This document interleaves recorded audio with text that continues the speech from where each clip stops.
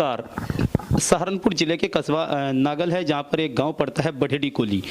यहाँ पर प्रधान रही श्रीमती किलो देवी के निधन से यह सीट खाली हो गई थी, जहाँ पर उपचुनाव 2 तारीख को होने जा रहा और 4 तारीख को मतगणना हो जाएगी। तो उसी मैदान सीट पर चुनावी मैदान में दोबारा से किस्मत आजमा मास्टर ललित कुमार जी, उनकी धर्मपत्नी मोनिका जी किस्मत आजमा रहे। तो प्रत्याशी के पति मिस्टर ललित कुमार जी जो शिक्षा के क्षेत्र में एक अपना अच्छा मुकाम रखते हैं और परिवार के साथ साथ में तीनों व्यक्ति जो थे ये टीचर लाइन से ताल्लुक़ रखते हैं। तो जानने का प्रयास करते। सबसे मास्टर जी स्वागत है आपका। Thank you. अच्छा मास्टर जी, शिक्षा के क्षेत्र में आपका एक अच्छा नाम है, तो फिर चुनावी मैदान में उतरने का क्या कारण रहा आपका? चुनावी मैदान में उतरने का जो सबसे बड़ा कारण है, गांव में शिक्षा के प्रति, सरकारी योजनाओं के प्रति जो उदासीनता है, लोगों को जानकारी नहीं होती योजनाओं की, और उस जानकारी के अभाव का कुछ लोग फ़ायदा उठाते हैं।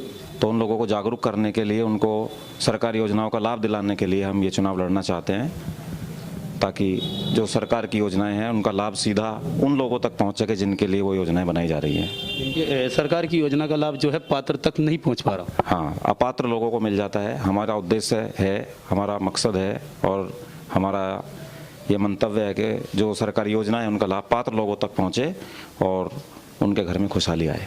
अच्छा, गांव के अंदर मुख्य समस्याएं क्या क्या हो सकती हैं?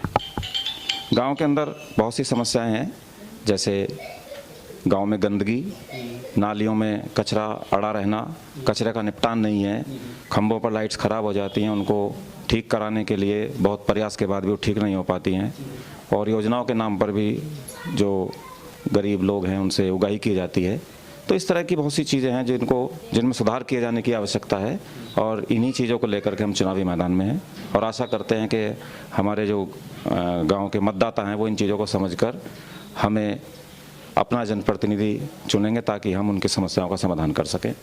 मास्टर, जैसे कि आप शिक्षा के क्षेत्र में हैं, तो शिक्षा के क्षेत्र, क्योंकि शिक्षा ये एक बहुत बड़ी हथियार हुआ करता है, हम जानने का आपसे प्रयास करते हैं कि शराब जो है चुनाव में दर प्रतिदर बढ़ती जाती है, प्रत्येक चुनाव में कभी भी। ये एक सामाजिक समस्या है और इसके लिए लोगों को जागरूक करने की ज़रूरत है। इस मामले में लोगों में जागरूकता बहुत कम है, और हमारा प्रयास होगा कि हम लोगों को ये समझाएं कि इस तरह की जो व्यसन है उनसे दूर रहें, ताकि उनके परिवार में कलह ना हो, क्लेश ना हो इन चीज़ों को लेकर के। बताया जाता है कि बिना शराब के कहीं चुनाव भी नहीं हो पाते, क्या ये संभव है या असंभव है? ये एक धारणा है समाज में। संभव है अगर सभी प्रत्याशी ये तय करें कि भाई हम ये चुनाव ईमानदारी से और बिना किसी प्रलोभन के लड़ेंगे, एक दूसरे को जो मुद्दे हैं उनके आधार पर चुनौती देंगे, तो ये बिल्कुल संभव है, मैं समझता हूँ। ऐसे शिक्षा के क्षेत्र में आपके क्या उद्देश्य हो सकते हैं?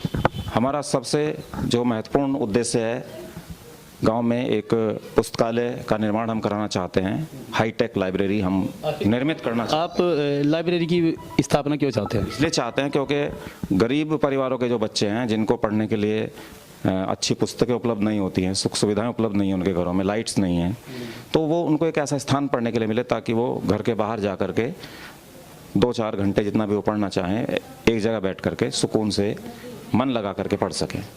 मास्टर, जैसे कि कस्बे के अंदर अनेकों लाइब्रेरियाँ भी है, तो वहाँ पर उनका रेंट लिया जाता है, किराया सा लिया जाता है, मतलब क्या आपके द्वारा जो स्थापना की जाएगी उसमें भी ये व्यवस्था होगी या नहीं? नहीं, ये बच्चों के लिए, जितने भी प्रतियोगी छात्र छात्राएं उन सब के लिए मुफ्त होगी।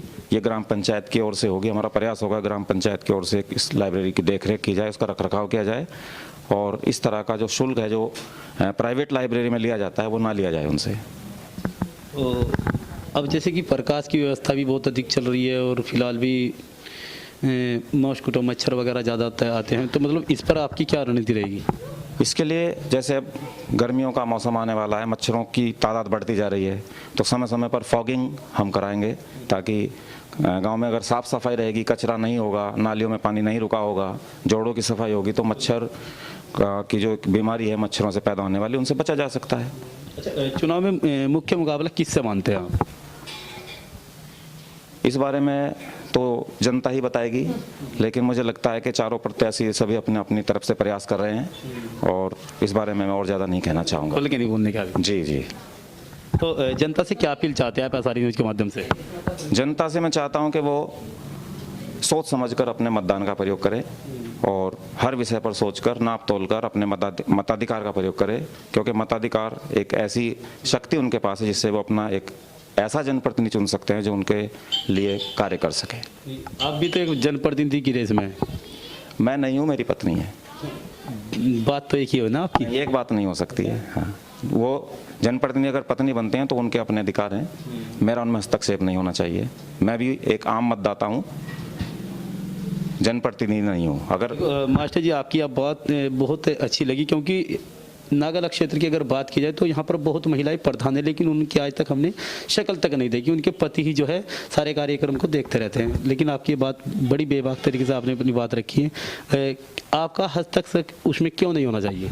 महिला, अभी आपने पूछा था महिला शक्ति के लिए आप क्या करेंगे, तो महिला शक्ति को बढ़ावा देने के लिए सबसे बड़ा प्रयास यही है कि एक महिला प्रधान अगर निर्वाचित होती है तो उसको कार्य करने की स्वतंत्रता होनी चाहिए, और प्रधान पतियों का जो हस्तक्षेप होता है मेरे ख्याल से वो गलत है और उनको सक्षम बनाए जाने की जरूरत है। देखिए, ये थे मास्टर ललित कुमार जी, जो कि शिक्षा के साथ साथ में अब ये चुनावी मैदान में भी उतरे हुए हैं।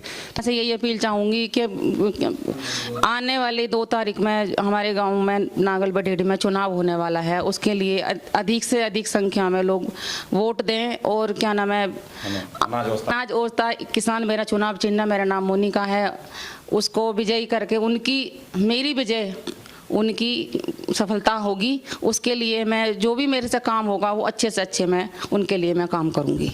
धन्यवाद। ये थी श्रीमती मोनिका जी, जो शिक्षा के क्षेत्र में एक अच्छा नाम रखती है और जो है चुनावी मैदान में उतरने से इन्होंने अपने इरादे साफ जाहिर कर दिए। देखते रहे सारी न्यूज़ के साथ रोबिन सिंह, कैमरामैन के साथ HD गौतम की खास रिपोर्ट, उत्तर प्रदेश उत्तराखंड।